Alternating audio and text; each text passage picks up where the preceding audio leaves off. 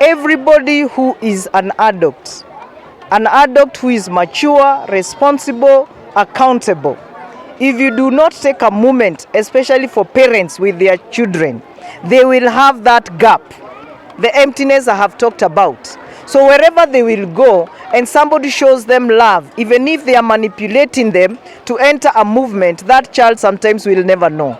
We are having teachers also with a lot of workload. The curriculum is demanding, so you can have teachers who are not also having enough time, or they don't have the attitude, a positive attitude towards the children, especially children like these ones who have very many problems. So if you do not have a moment with these children to grow them spiritually, definitely they are going to be empty. There is a problem first, beginning from home. Second, school. Third, the community.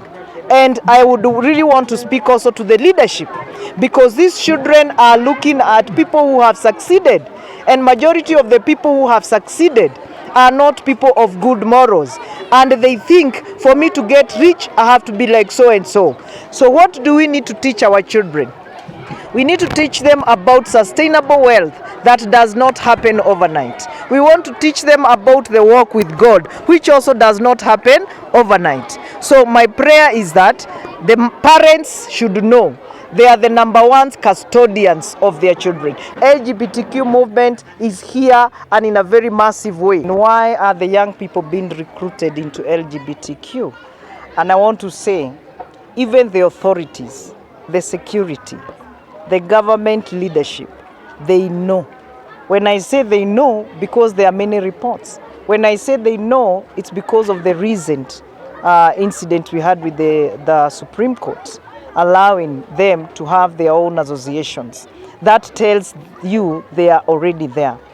I know one thing I would want to say, why is there a lot of money? Because when you want to get money from any non-governmental organization, you only need to write a very good proposal that is convincing. So the LGBTQ movement have very many people. Actually, they talk about being the people of the rainbow, people of many colors. So when the government of Kenya decides to pass such laws, what they are basically saying, we are saying yes. But my biggest problem is, there is one person who is in LGBTQ by choice, and they don't want to change. But in the midst of them are our young people. Our young people whose minds are still very malleable. They can be changed, especially by the so-called celebrities. That you find a celebrity who does not believe in God and they have a lot of money. And you are here thinking Kenya is hopeless, Kenya is helpless. Why can't I be like the God they worship? When you go to them, they worship no God. Majority of these very wealthy people that are funding these movements, they call themselves humanists. They are humanists. That's what they say, that they worry and they are concerned about the human rights, the human justice. But in the real sense, when you find the likes of these young people, who are also in need of money because majority of them are jobless, you will find very many graduates in this country. You will find very many youthful people, energetic people, but they are not engaged appropriately.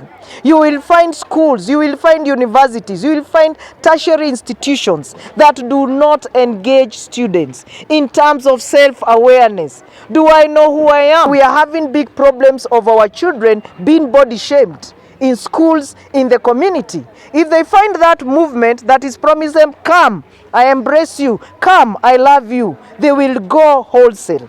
So we need, that's why I said, my biggest way to protect these children is to show them love. Because I'll grow up either by nurture or nature.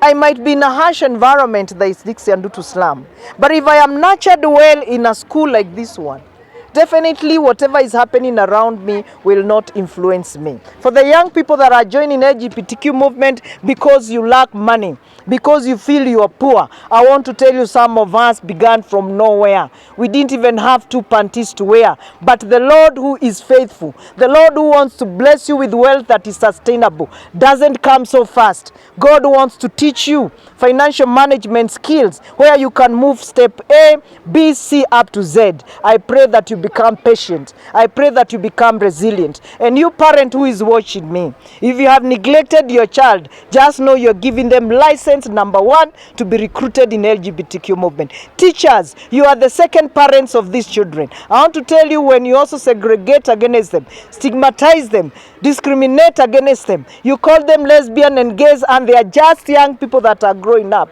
you are also signing that we are giving you a license, go and join. And the society and the community, if only we can open up when we get to know them, let us not push them away.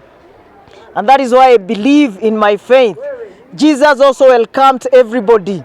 Can we welcome them? Parents at home, do not chase them away. Teachers, don't chase them away. Community members, don't chase them away. Let us welcome them. And I want to tell you, you can always come to Susan Gitau Counseling Foundation, where we have a wealth of volunteer counselors. These are just but a few, where we can walk with you in case you have some of those emptiness that I have talked about, so that we can work together, rescue you, help you to be restored, and help you to be prospered by God, not by man. Thank you.